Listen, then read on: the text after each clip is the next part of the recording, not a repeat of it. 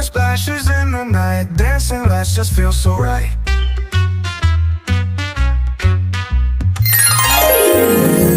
Stars above, they shine so bright.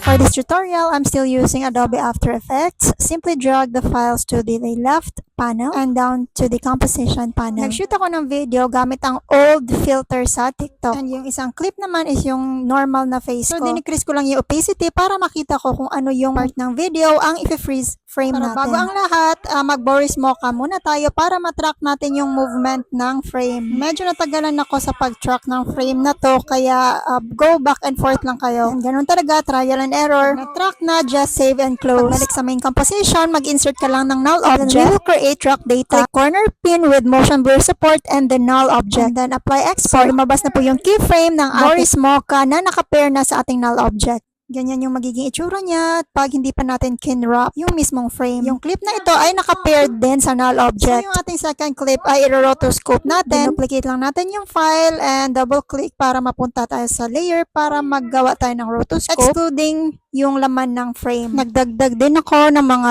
additional clips para malinis ko yung parang lighting ng videos. As usual, maglalaro lang talaga sa opacity ng bawat clip para hindi masyadong sharp yung mga transition ng bawat videos. That's it for today. Till next edit tutorial. For your info, kaka-recover lang po ng aking dating page na Laris Barrera Edits with new name na Edit Queen Reels. I need your support guys because it's my earning page. Kasama rin sa na-recover ay yung aking vlog page na Laris Barrera Vlog. Sana i-follow nyo rin. And of course, I will still continue what I have started dito sa Laris Edit. In the long run, magfo-focus yung page na ito sa mga behind the scenes, tutorials, Q&A. So lahat ng mga contents ko sa different pages ay makikita nyo sa iisang account na TikTok ko. This edit tutorial is brought to you by my skincare brand, Larskin, available on TikTok and Shopee. Kaya check out na!